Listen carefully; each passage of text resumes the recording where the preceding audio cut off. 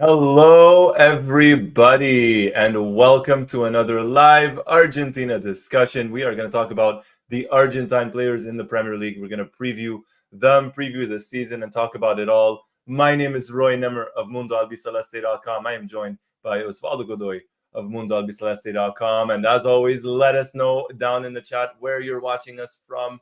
We tend to get from all around the world. But first things first, Osvaldo, how are you? How is everything? I'm doing well. Great to join you today, Roy. And I'm very excited about this Premier League season, especially because of all the Argentinian players we're going to have in the league. Yeah, as it is in the graph, it's 16 in 12 teams. I have some of my teams that I'm going to follow this season because of the amount of Argentinian players. I have some favorites there. But for sure, we're going to follow a lot of these players, all of these players and all of these teams. And hopefully it's a good one for the Argentinians. I hope so.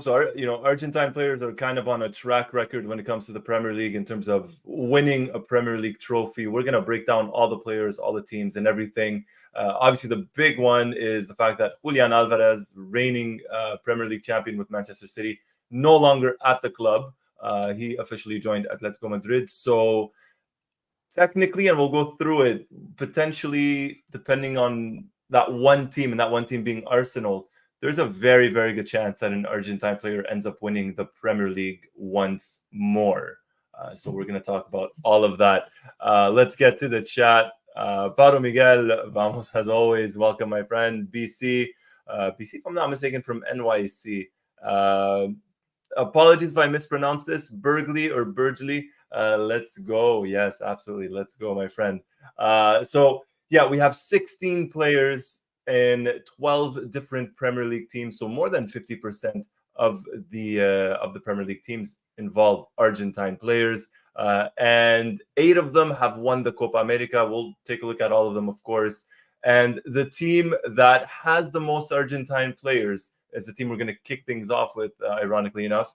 And that is Aston Villa. 3 Argentine players with Aston Villa. One of them, the last name you see down here, essentially just kind of joining them over from Italy. Osvaldo, what do you think of these 3 players, and how do you think the season's going to go for them?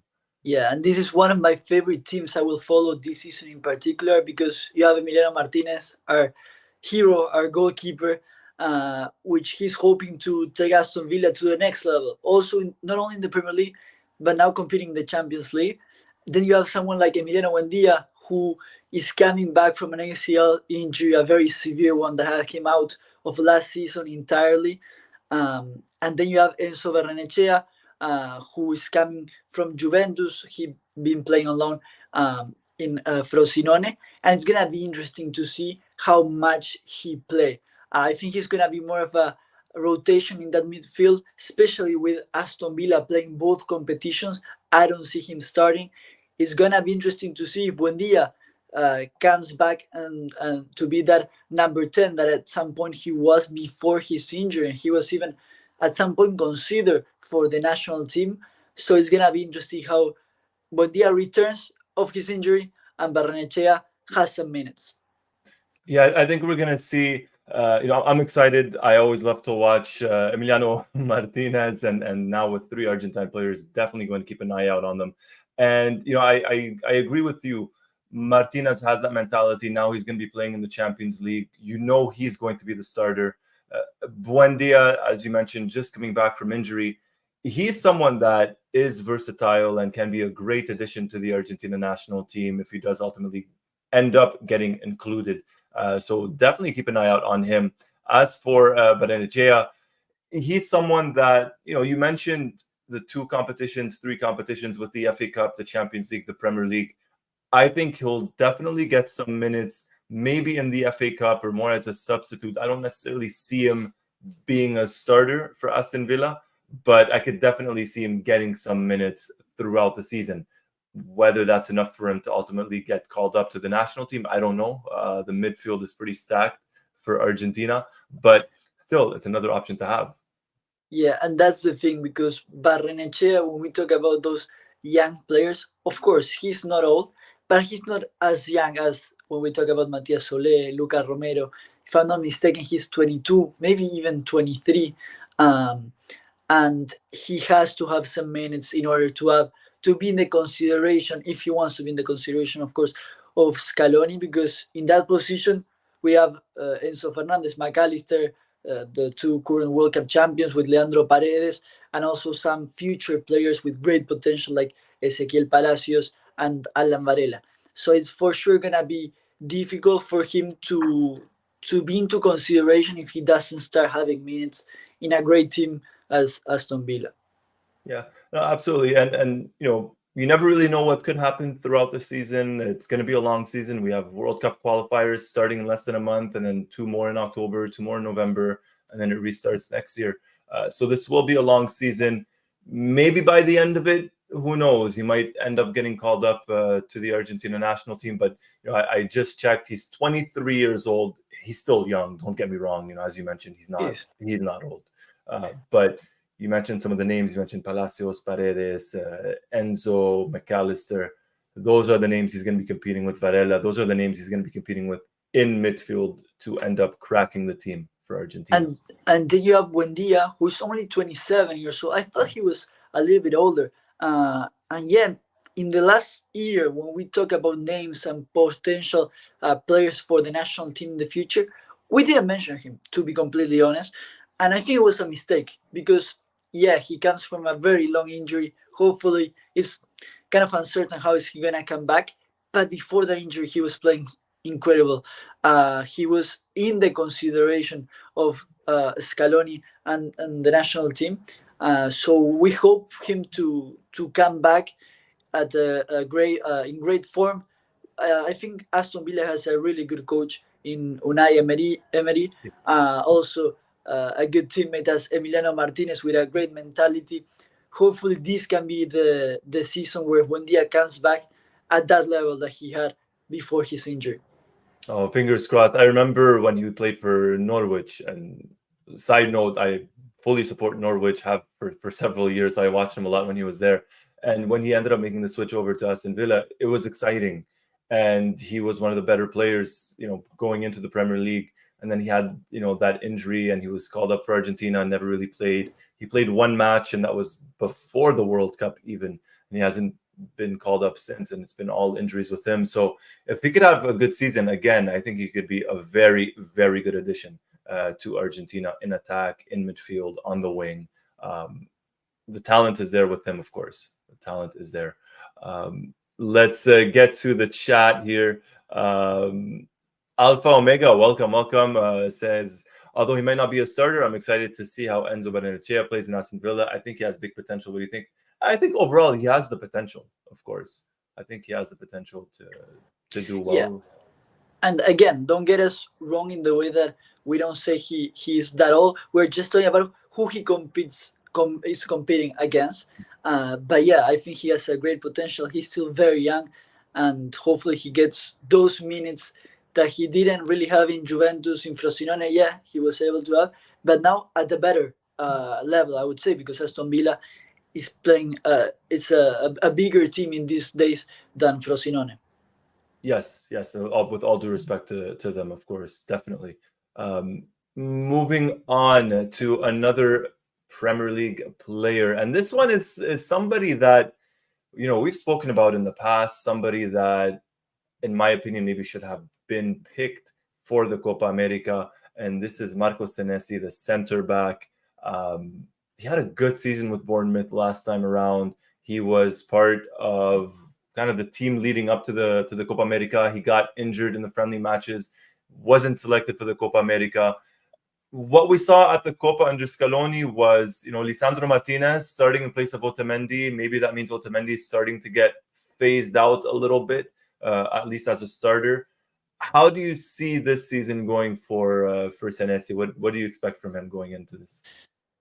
Yeah, I expect him to continue starting and being a key player in Bournemouth's defense. I remember him being in the team of the week maybe 2 times in the previous season. He got injured in the end, if I'm not mistaken, and now just from a match a couple of days ago, he got a very hard knock. He's gonna be fine per reports, and he will be starting the first match day of the Premier League.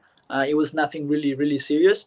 But I think that more taking into consideration that probably Otamendi is not going to be called up again for the national team. I'm just guessing. You never know.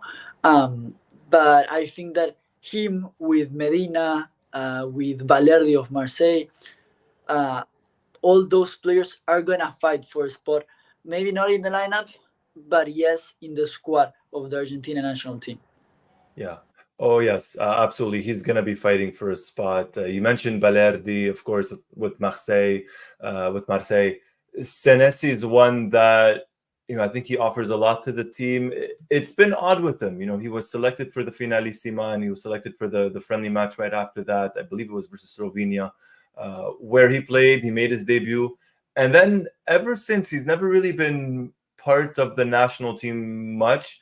But with maybe Otamendi getting a little less minutes or a little less matches, Senesi's only 27. He's not old, very, very good age for a center back, for a defender. He's a solid option to have. He plays in the Premier League. He's used to that, the physicality, the fast pace. He's a good header of the ball. He does score some goals, quite a bit of them. And, I think he could be, again, a very good addition to the team, to the squad. It's going to be a long season. You look at Argentina starting center backs right now, and we're going to talk about them. But, Lisandro Martinez and Cristian Romero, those guys are undisputed starters alongside Otamendi, of course. But then after that, as you mentioned, we have Balerdi and we have Senesi. So I think Senesi, in my opinion, should be part of the national team. And I think this will be the season where he solidifies his place with the team. Let's remember that Senesi had the opportunity to play for Italy. He was called up for Italy a couple of years ago, and he decided not to go, that his opportunity with the Argentina national team would come. And yeah, I think that if he does a good season with Bournemouth, as the one he did the previous one, I think he has serious chances of being called up. Yeah. Oh, no, definitely. Absolutely. And it would be a well-deserved call-up as well. Very, very well-deserved. Looking at the chat really quickly, David, hello. Much love to you, my friend, of course, as always, from Western Sydney, Australia, all the way from Sydney, Australia. I believe it's the afternoon right now. You guys are about 12 hours ahead, or maybe a little bit more than 12 hours ahead. But welcome, David. BC, welcome. BC saying Otamendi should not be. It's the passing of the torch. I think we started seeing bits and pieces of that at the Copa America, especially with Lisandro Martinez starting. And then, we have Petzela, who left Italy, back at River Plate as well. So maybe that does open the door a little bit more for Senesi and some of the others, and BC all the way from NYC. 12 p.m., David. There you go. Thank you. Thank you for joining us. Yeah, if there's something that we've seen in the last couple of years with Scaloni, is that he's not really a big fan of choosing players from the Argentine league.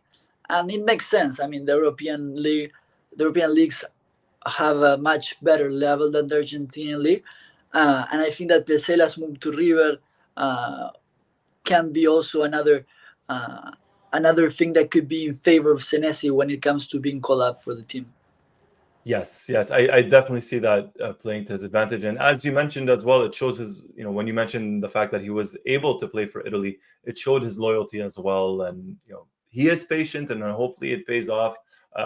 Maybe, I don't expect maybe too many changes in September, but I think by October, at the very least by November, I think Senesi gets included in the team. Knock on wood, if no injuries or anything of the sort. Now, we go from one defender to another, and this one could be a breakout season, a big one. And we are talking about now the only Argentine at Brighton. We're talking about the left back, the versatile left back or left wing back or left midfielder, whatever you want to call him, Valentin Barco. I know you're a big fan of his, Boca Juniors, of course. What do you think of Barco? And everybody as well in the chat, please let us know. What do you think of Barco going into this season? Do you see him as a starter, or do you see him ultimately becoming a starter, or what do you expect of? It's gonna be difficult, especially because in that position, I believe that they still have Stupinian from Ecuador, who has been playing really well, and I think that comparing Barco to him, I think Barco is very, very talented, especially in attack. He has to work on how he defends. He's still young, he can still work on it, and I would love to see him improve, especially in that part of the game during this season. I think he will have minutes. I think that if I'm not mistaken, De Servi is still the coach of Brighton and will give him more minutes. Yeah. Well, actually, the Serbi's over at Marseille, if I'm not mistaken. He's Yeah, with he's Balerdi, Rulli, and Carboni. true. Brighton presently have, I believe he's a German, Fabian. Can't remember his Yes. last name. I Wait, can't remember his last name right now. I'm drawing a blank. But yeah, no, and in regards to Barco, this could be a big season for him, and this will have to be a big season for him because this is the chance. He's gonna part of the preseason team. He's gonna be. It's his first full season with the club. He joined them towards the end of last season. Didn't get too many minutes. I think he's going to have to improve, of course, if he wants to be a starter. And who knows, he might end up getting more minutes maybe elsewhere on the pitch. Maybe the coach doesn't necessarily see him as a left back, maybe elsewhere in, left side of midfield, or maybe a left wing back, or depending on how he wants to play. But I don't want to say the advantage, but let's say the advantage or something that maybe Barco has going for him, at least in terms of the national team, is that Acuna and Tagliafico are both over the ages of 30, and Barco is about 20 years old, if I'm not mistaken. So, the chance for him to get into the national team is there. I think he just needs the minutes. But of course, there's some improvement that has to be done on his end. Fabian Hursler is the new coach of Brighton. He's only 31. Wow. I think this can be a good news for Barco because when a new coach comes, maybe you have more chances to show your level and to be part of the starting lineup because you're kind of start from zero, you would say. And I think it's very interesting what you say. I think we might see him in a different position. First, because what I was saying, they have a really good left back in Stupinian. And second, because Barco in Boca, he ended up playing as a left midfielder. He did it really great in that Copa Libertadores that we reached the final.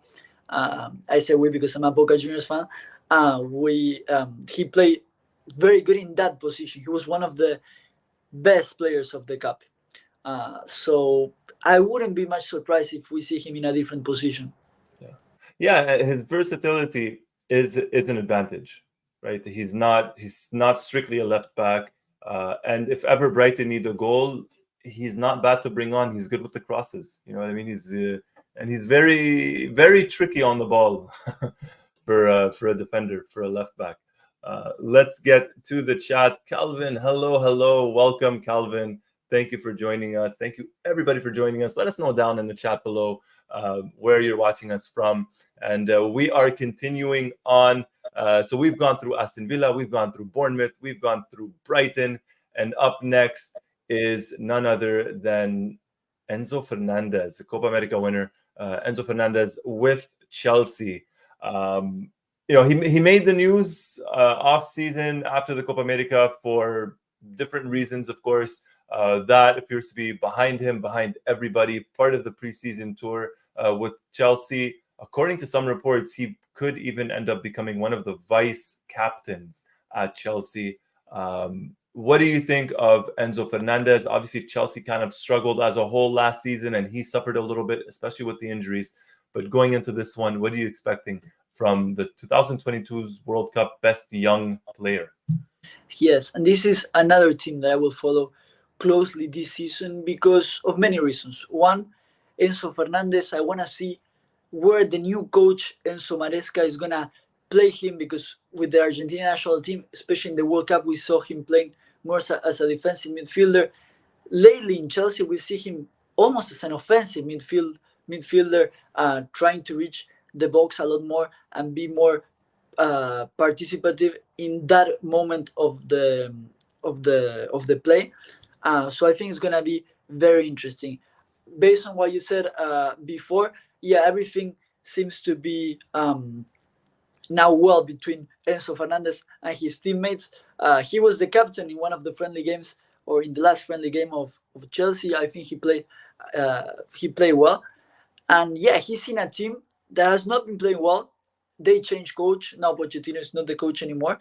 And it's a team that put a lot of money in this season and the previous season. And they have so many players.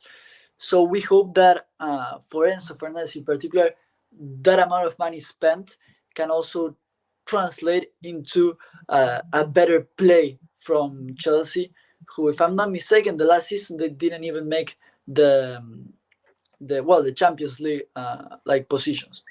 No, they finished in sixth place. I don't think that gets them Champions League. I think that gets them either Conference League, if I'm not mistaken, or Europa League for Chelsea. So he, in all likelihood, he is playing in Europe. It just won't be the Champions League. So either Europa League or Conference League. Let's get to the chat, and then I'll give my thoughts a little bit about Enzo. Really quickly, Calvin talking about Barco, saying he saw him in preseason and he looks promising. There you go. It's a good thing to hear. BC, Chelsea will struggle to get the top 4 in the Champions League. I'm going to talk about that. And Calvin saying, Chelsea have had some difficulties since Enzo arrived, many different coaches. I want to see him settled and take a leap this year. Hopefully we see that. Yes, and the emphasis on many different coaches.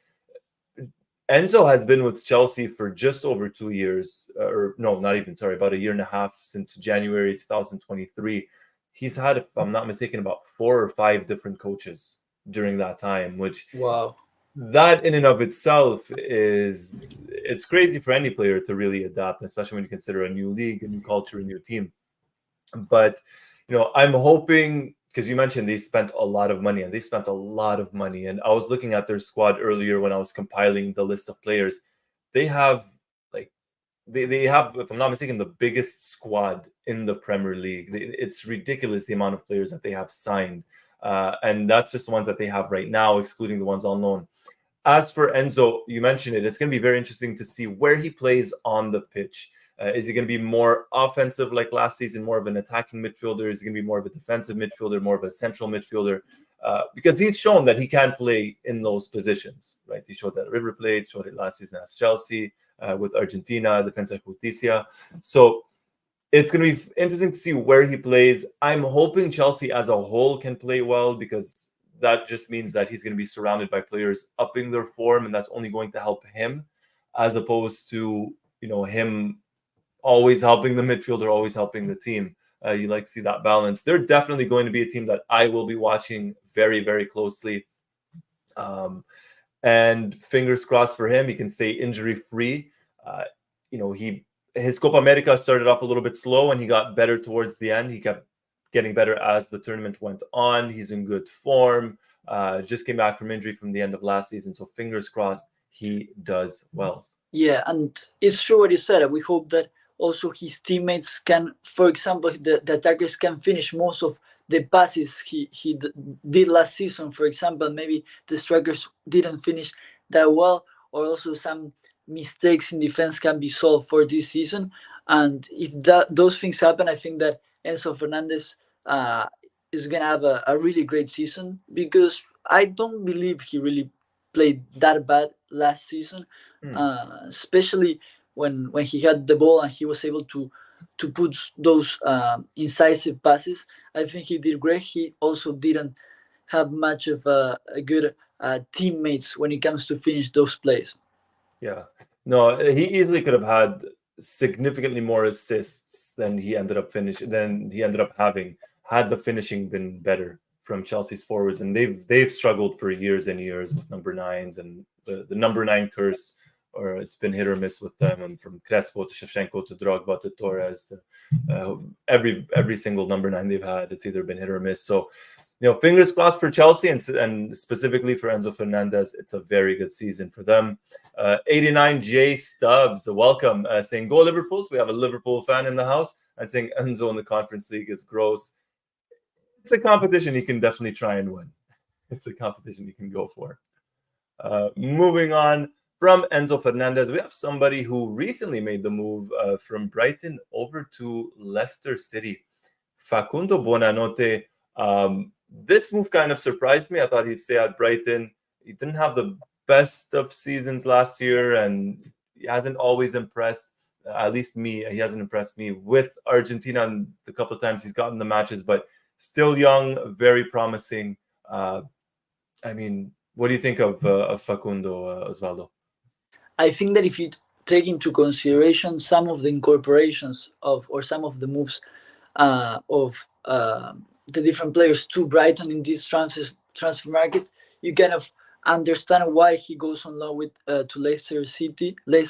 Sorry, they incorporate some right wingers. I'm taking a look right now. They incorporated one that is called Yankuba Minteh for 35 million Wow. euros. He's from Newcastle, and I think that Buonanotte in Brighton have been playing most of the time in that right wing. So I think this can be a good move for him, especially if he wants to continue playing and starting. I think that with this loan, he will start most of the games for Leicester, who just were promoted from the Championship to the Premier League. So it's gonna be very interesting to see, and I also want to see where he plays in Leicester City. If it's more in the center of the midfield, or if it is more as a right winger. Yeah. Oh, that's going to be a good one. That's going to be a good one to see where he does end up playing on the pitch. Similar to Enzo, who we just spoke about. This could be a very good move for him. You know, he wasn't getting too many minutes over at Brighton, and you'd like to think a move over to Leicester means he will be getting some minutes. He is a talented player. You know, he relatively new to the Premier League. His first full season, kind of now with Leicester City, a newly promoted team. Of course, they're not a new team. They won the Premier League title a couple of years ago. But you know, hopefully for him, he gets to improve under a new coach, a new team, and fingers crossed for him. And who knows, we might end up seeing him back with the national team sooner, very soon. He's still very young. He's I think he's 20. Yeah. Still young. Made his debut with Argentina last year versus Indonesia or Australia in June of last year. So still very young. 89J subs, not a Liverpool fan, just an Alexis Mac Allister fan. Okay, all right. Well, if you're an Alexis Mac Allister fan, then you're going to love this one, because the next up is, of course, Alexis Mac Allister with Liverpool. There's so much to be said about Mac Allister. I'll let you take the lead, Osvaldo. What a season he had last time in the Copa America with Argentina. He did. We expect to continue see him at this level. I think that Mac Allister is one of those players that he always plays. He always plays well. You know, sometimes he plays incredible, or sometimes he plays well, but he doesn't go below that 7 points per game. And I really hope to see Liverpool fighting for the Premier League trophy this season. I think they have the players. I think they have a really good player in Mac Allister and Salah and Darwin Nunez. And I think that it's also going to be interesting where Mac Allister plays. If he plays as a defensive midfielder, as he's been playing most of last season, or if he plays a little bit higher in the field. Yes, and especially now with the new coach, as you mentioned, Arne Slot taking over Jurgen Klopp. They look good in preseason. I would like to see them compete for the Premier League, of course. They kind of came close last season. They started dropping points towards the end of the season, but they were very much in it, along with Manchester City and Arsenal. Alexis Mac Allister is somebody that, you know, kind of what you said, he never really has a bad match. He really doesn't. He's always there. He's always consistent, always does well, gives it his all. Versatile in midfield. We mentioned it. He can play more defensive. He can play central, can play attacking, can score some great goals. Scored a very good one that was up for goal of the season last time. Is good at set pieces, at free kicks. Essentially kind of the total midfielder, the most, you know, a complete midfielder. And when you look at his age, you know, he's so young. He's so young. He's still 25 years old. And this is someone that plays like a veteran, so mature. So I'm excited to watch him play. I'm always excited to watch him play. And looking at the chat really quickly, Calvin asking about Facundo Buonanotte. Yes, it is a loan. It is a loan deal over to Leicester. And about Mac Allister, says Mac Allister had a great season last year, most consistent performer. And that's very true.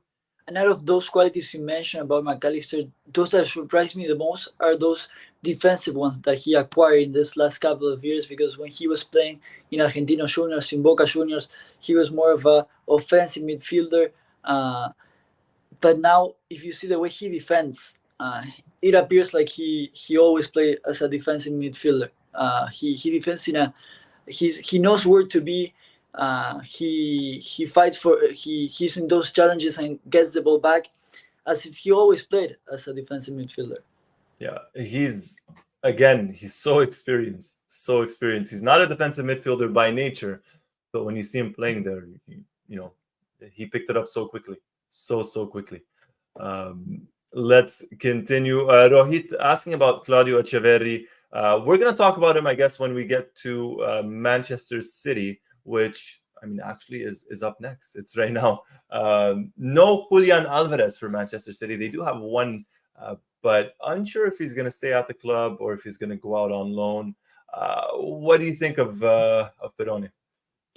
Perrone in Las Palmas, he was loaned in Las Palmas last season. He didn't really play much, which surprised me a lot, because if he's on a loan in a team like Las Palmas, who didn't do a great job last season in La Liga, you expect him to play more. He started playing, but then he was in the bench most of the time, and I really don't see him playing much with Manchester City.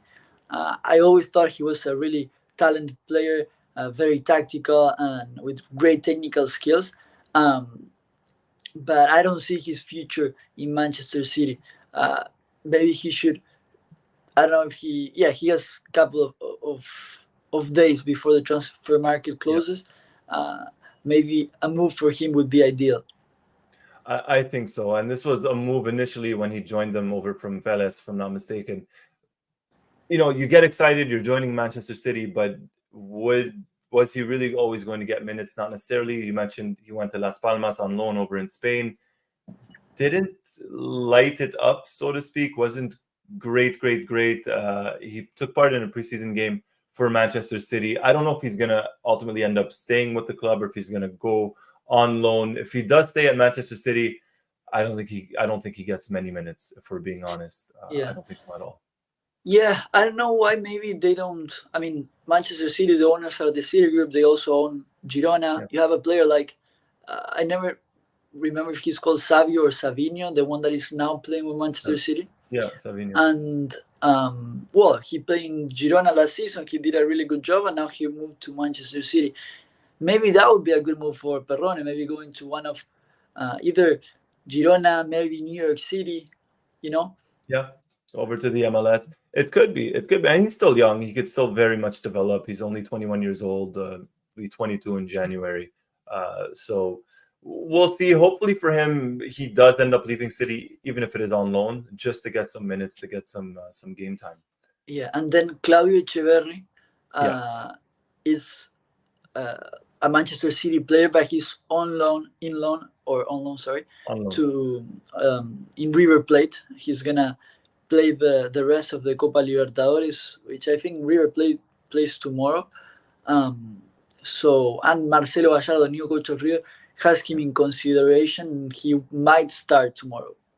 Yeah, there you go. And he ends up, he joins Manchester City in January. So Libertadores finishes in December.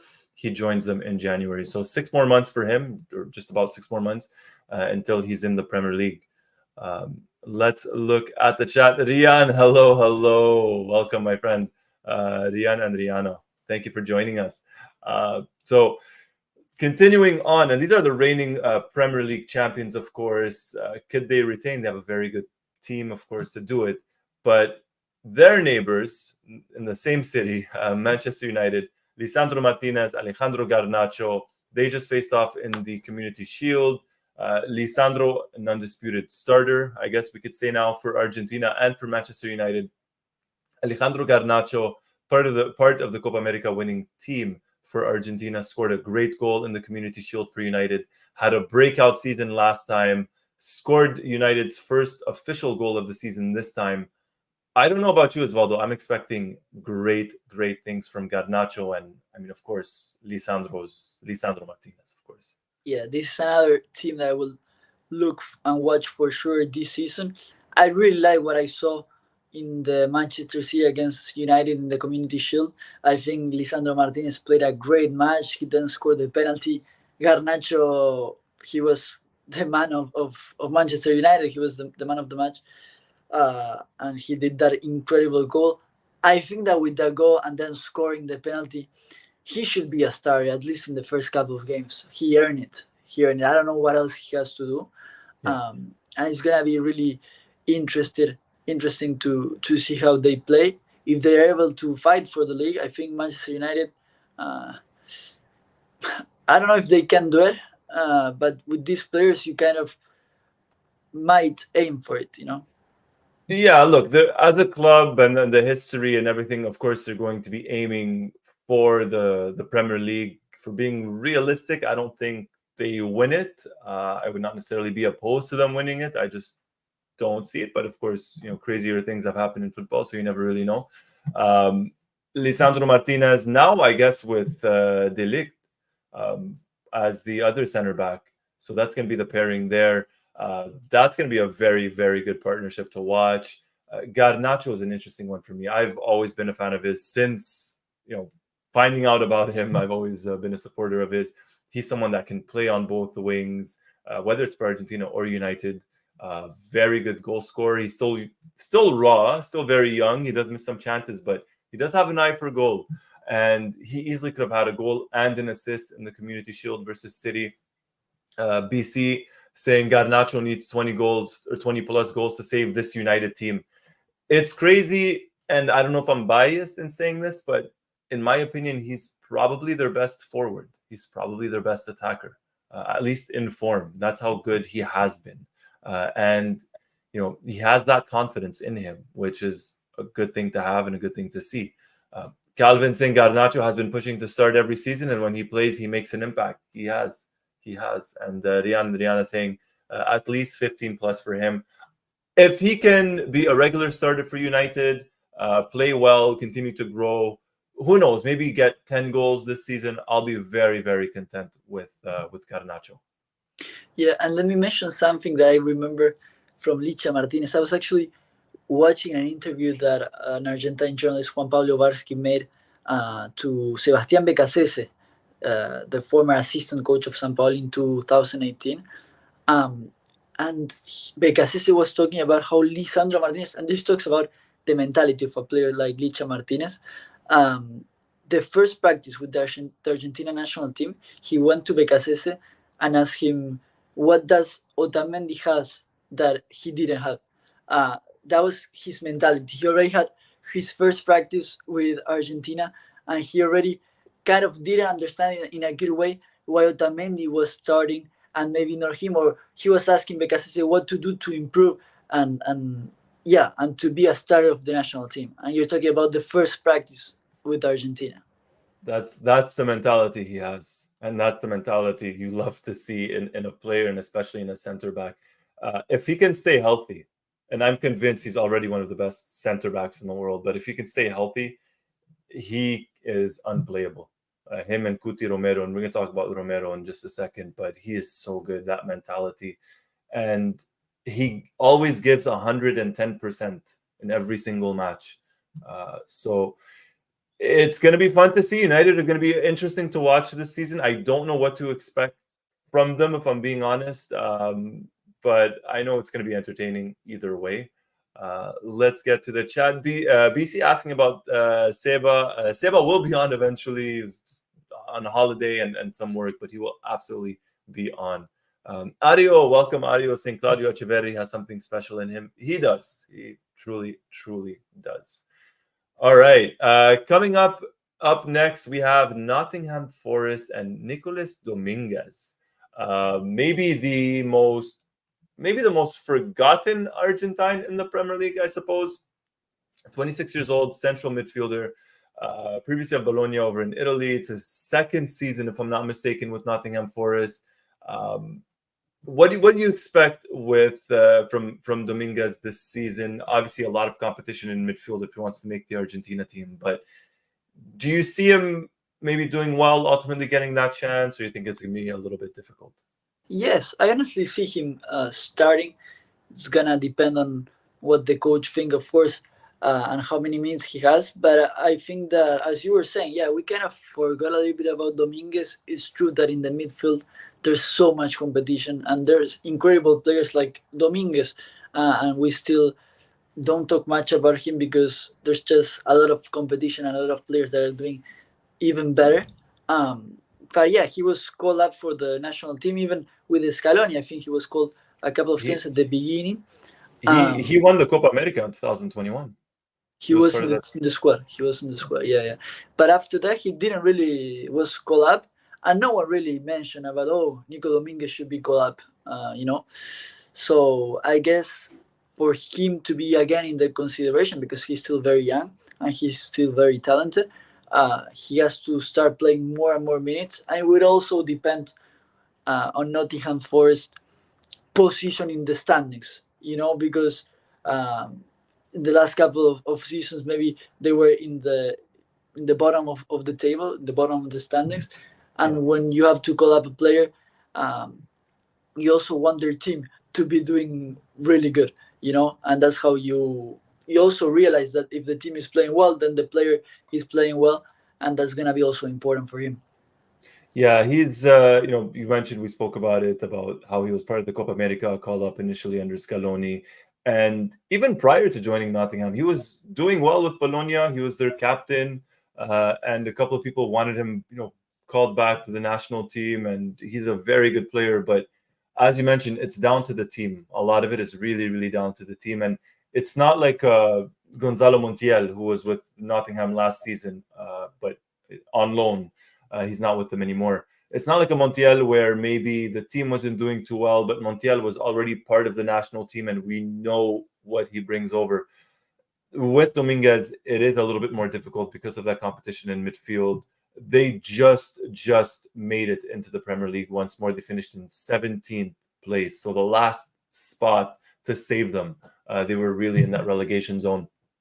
So if he can do well, if Nottingham Forest can do well, I think he has the chance of maybe making the national team. You never know what could happen. But yeah, he's still 26. Yeah, he's 26 years old. He still has time. But let's see what happens. Let's see what happens with Dominguez. Another player, another kind of maybe forgotten one, and one that spent a little bit of time on loan. Carlos Alcaraz of Southampton, not the tennis player, but the Argentine football player. He had an interesting start to life in England. He scored, I remember, a very, very good goal when he first joined against I can't remember the team, but he did well, and then he kind of faded, went out on loan. Any high expectations of Alcaraz, Osvaldo? I expected more of him when he went to Juventus on loan. He didn't play much, and when he played, he didn't do it great, to be honest. He's still very young. I expect him to start most of the games. Um, and I think that he has a really good future. Uh, but again, kind of what we're talking about, most of the players, we hope to see them play a lot of minutes, especially if they want to have at least a little of a chance to be collab at this with this competition between all these Argentinian players that we're mentioning of just one league, of just one European league. You need to be playing. There's no other option. Oh no, absolutely. You need the minutes. You definitely need the minutes. At 21 years old, time is obviously on his side. But when you look at the midfield and the attack that Argentina has, as you mentioned, just specifically in this league, when you're talking about Alcaraz, you're talking about Enzo and Mac Allister and some of the others as well, Buendia. There's a lot of competition for him just within the league itself. So to make the national team is going to be a little bit more difficult. Santiago, welcome. Santiago Barrio Nuevo. Is he back from Juventus? Yes, he is. He was on loan there, back in the Premier League. I'm trying to see here. Southampton finished I mean, they got promoted. There you go. So they were promoted into the Premier League this season. So they're back. Let's see what gives. Santiago saying Allegri's an awful trainer and he seems not to have a good relationship with Argentinian players. Just see Dybala, Sule, and Di Maria. Probably true, but for Alcaraz, he's away from Juventus now and back in the Premier League. All right, we have 2 more teams, 3 more players to get to, and one of them might not be there by the end when this is all said and done. Tottenham Hotspur, Cristian Romero, Giovanni Lo Celso, in my opinion, the best centre-back in the world, with an extremely talented midfielder in Lo Celso. Lo Celso could potentially be leaving Tottenham either on loan or permanently over to Spain potentially. What do you think with this? Is Tottenham finally going to win a trophy this season? What do you think is going to happen with the 2 players? I don't know. We're talking about probably the best league in the world. We're talking about a lot of teams that are really, really good. It's very difficult to win the Premier League, especially if you're not Manchester City in these last couple of years. We'll see. We hope them to fight at least for the Champions League spots. And yeah, I agree with you. Cristian Romero is the best center back in the world. His timing, his tackles, the aerial ability, his aggression. I'm just looking forward to continue to see him play because it's incredible. And then Lo Celso, and I also want to ask you this: if you want Lo Celso to continue playing in Tottenham, there's some rumors of him maybe moving to Betis of Spain. What I know for sure, and I also want to ask you, Roy, I think that, as we were saying, these players need to have minutes. They need to. If it were up to me, I would love to see him at Betis. Back at Betis, he did very well when he was there. With Tottenham, I don't know if it's the league. I don't know what it is. He's not playing much. Obviously, he is injury prone, and that is very unfortunate. I would like to see him back at Betis. I think La Liga suits him a little bit more than the Premier League, and I think it gives him a little bit more confidence, and ultimately that does help. That does help the Argentina national team. So I would like to see him. Let's put it this way: if it's not Betis, I would like to see him at a club that will give him minutes, whether that's Tottenham or elsewhere. But wherever he gets minutes and gets matches, I would love to see Lo Celso play at. And still has to be a top team, you would say, because we're talking about Copa America champion. He was the one that assisted Lautaro Martinez in the final of the Copa America, and a very important player for Scaloni. I remember Scaloni starting him, if I'm not mistaken, against Brazil in Brazil in the qualifiers. And by then Lo Celso was kind of struggling in Tottenham, but we had players like Palacios really killing it in Leverkusen. And Scaloni trusts in this player a lot, even when he doesn't play much with his team. Yeah, everybody knows what Lo Celso brings to the table with the national team, of course. Someone that Scaloni trusts a lot. He's been there from the very, very start, since Scaloni took over as coach 6 years ago now. Part of the Copa America winning team. Didn't make the World Cup due to injury. As you mentioned, made the assist to Lautaro in the final versus Colombia. So an important player for Argentina, someone that does deserve minutes, and as you mentioned, specifically with a big team, of course. If we get to the chat, Ario saying, Cuti Romero has to play for the best European clubs. I'd love to see him competing for a trophy, if I'm being honest. And Santiago, I'd like to see him in Aston Villa. Why not? Bring Lo Celso over to Aston Villa, make it 4 Argentine players, throw them in midfield. Why not? It'd be fun to watch. It would be fun to watch. All right. And we have one final Argentine player to get to. And of course, we're doing this in alphabetical order. And it's a newly signed one, the most recently signed Argentine player to the Premier League, West Ham United's Guido Rodriguez. This is a move that caught a lot of people by surprise. Initially, he was supposed to go to Barcelona, and this was a couple of months ago. The deal fell through. He joins West Ham in the Premier League. This is an interesting one. He's with the Argentina national team, not playing much. This is going to be a big season for him because he needs the minutes to stay with the national team because the competition is there. And if he can get those minutes with West Ham, this could be what keeps him with Argentina? I'm really excited about seeing Guido Rodriguez at the Premier League. I think this can be a good move for him. Yeah, both Argentinians that were starters in Betis left, Petzela to River and Guido Rodriguez to West Ham. And maybe you can help me, Roy. I don't think Guido Rodriguez played in the Premier League before. Or No, he never played. No. No. He went from River Plate? Argentina, from River Plate to Club America, where he won the CONCACAF Champions League, I think, if I'm not mistaken. I was even at that final when they won. And then from there, he joined Betis. And from Betis, yeah, I think this is only his fourth club. He's never played in the Premier League before. He's an out-and-out defensive midfielder. You know, he's that traditional defensive midfielder. So I don't know how many minutes or how many matches he's going to start for West Ham United. But as I mentioned, this could be the season, or this could be the club that keeps him with the national team. If not, Yes. And I don't know about you, Roy, but I get excited with Argentinian players coming or go to the Premier League. I consider it nowadays the best league in the world. I think that the pace they play and the level is just it's another thing. Even when you see other incredible leagues like the Serie A and the La Liga, and of course there's great teams in those leagues. But when it comes to Premier League, it looks like it goes at another pace. And I'm really excited to see these players, especially in this particular case, Guido Rodriguez, adapt to this league.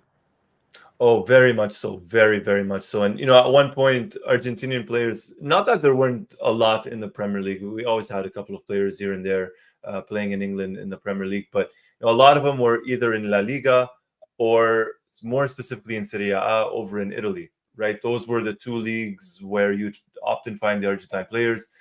And then came a point where, I don't know, a shift happened, and now, if I'm not mistaken, the majority of the Argentine players of the national team are playing in England in the Premier League. Yeah, and we will have to do a research, but maybe this is the season where we see more Argentinians in the Premier League. Yeah, this might be the season that has the most all time. Maybe I'd have to take a look at it and see. It'd be an interesting video or an interesting discussion, but the number continues to grow. At one point, of course, you know, Italy provided a lot, Spain, but now it's almost like, you know, if you're not playing with Atletico Madrid, if you're not playing with Real, if you're not playing with Barcelona, in Spain, it's like you're not playing for the top teams. As weird as that sounds.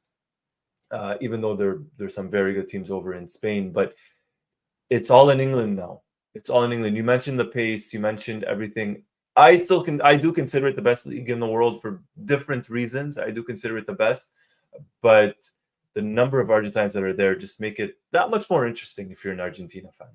Yeah, and it's a very entertaining league, and with this amount of Argentinians playing, it's gonna be even more entertaining this season. Yeah, it's going to be a fun one to watch. Let's get to the chat. Messi. Hello from Barbados. Thank you for joining us from beautiful Barbados. So that's the roundup when it comes to the Argentine players in the Premier League. We do have 16 of them in 12 different teams. If I were to ask you, Osvaldo, out of those 16 players, who is the one player, and I'll ask the chat, of course, as well, who are the players, or maybe the player that, you know, you want to watch the most, that excites you, or that's going to surprise you? Who's that player that stands out for you? There are two. One that I expect him to play a lot, and it's Alejandro Garnacho. What I saw from in the Community Shield and where we've been seeing these last couple of seasons, he deserves to start, and he deserves to show all of his potential. And the other one that I love him, I just love him, but I don't think he will play much as a starter at least, is Valentin Barco with Brighton. I think that he's a different player. He's just different. His personality, the way he doesn't care and just goes and dribbles, and he plays different. I would like pay a ticket just to watch Valentin Barco. So those are two that I want to see them start a lot this season. Yeah, I mean, two exciting players in their own right, and two that when they played together for Argentina in the friendly matches earlier this season, they had a good connection up front. They passed the ball around a couple of times to each other. I'm going to go with Garnacho. No surprise. I think this could be a very, very good season for him. His best season yet. Last one was a breakthrough season. I'm expecting even better from him. The talent is there. The potential is there. The other one is actually Enzo Fernandez for me. He's a joy to watch. But with everything going on with Chelsea and him finding that rhythm and having that confidence and everything, and with the new coach, I'm excited to see how he does and how well he does. I'm expecting a very good season from him. Excited to see, as we mentioned, where he does play on the pitch. That's certainly one. And, in general, all of them, of course. You mentioned Barco. Yeah. Where is he going to play? What's going to happen with him? What's going to happen with Aston Villa, especially in the Champions League? So every player, but those are the two that I want to keep an eye on the most, even though I'm going to keep an eye on everybody. I know, I agree. And we're going to watch all of them starting this Friday, because this Friday starts the Premier League. On Friday, Manchester United plays against Fulham. Then Saturday, you have Mac Allister's Liverpool playing against Ipswich Town. Yeah. Arsenal Wolves, Brighton against Everton, Newcastle Southampton of Alcaraz, Bournemouth of Senesi against Nico Dominguez, Nottingham Forest, yeah. Aston Villa against West Ham. You can have Emiliano Martinez against Guido Rodriguez, for example. And then on Sunday, you have Chelsea against Manchester City. And Tottenham with Guti and maybe Lo Celso against Buonanotte's Leicester City. I'm excited. Oh, it's going to be a good one. 8 of the 10 matches this weekend, there's at least one Argentine player involved. 8 of the 10. So a lot of viewing. The big match on paper is Chelsea at Stamford Bridge versus Manchester City. Of course, no Julian Alvarez at Atletico, but a lot of choices, a lot of options to watch. And the first match of the season is going to be on Friday. You mentioned it, Manchester United versus Fulham, and Alejandro Garnacho, Lisandro Martinez, if they can get the 3 points versus Fulham. And looking at the chat, Ario is saying Barco is promising. He most certainly is. Aaron Lee, hello, and thank you for joining us, Aaron Lee, all the way from Colorado. There you go. Thank you, all the way from Colorado. That was our Premier League preview, 16 players. One last question to everybody and to you as well, Osvaldo. I'm just going to throw it out there. It's the most maybe predictable question. Who wins the Premier League? Yeah, I want to go different than Manchester City because I'm tired of them winning, especially now that Julian Alvarez is not there, and I don't think Perron is really going to have a lot of participation. Look, if Julian Alvarez didn't have much participation in Manchester City, I can imagine Perrone. Yeah. So I would like Manchester United to win. Yeah, I honestly don't see Manchester United winning it. Maybe Liverpool. I will stay with Liverpool. All right. Funny enough, I think Arsenal has a very good chance of winning it. I wouldn't want them to win it just because there's no Argentine players there, but I think City have a chance. I'm going to go with Liverpool. I think Liverpool has it in them to win it, especially with the new coach and some of the players that they've brought in and the experience that they have. I think Liverpool wins it. I would like to see them win it. I would like to see Chelsea win it. United in particular, I'm not the biggest fan of, but Garnacho, Lisandro, I have to cheer them on. You want to see them do well, but I'm going to go with Liverpool. That's my team. That's my team who I think is going to win it. And looking at the chat, Adi was saying, I hope Aston Villa for Emiliano Martinez. There you go. That's another one. Why not? Let's go for Dibu, Buendia, Benanechea. And Messi saying, wherever an Argentine is. You know what? That's my answer. I change it. That's my answer. As long as an Argentine wins the Premier League, I'm okay with that. And we lost Osvaldo towards the end here. But I just want to say a big, big thank you, just wrapping things up, closing things up. A big thank you to everybody for joining us tonight or today or this afternoon, whatever time it is around the world. And if you're watching us live on repeat, a big, big thank you, of course, as well.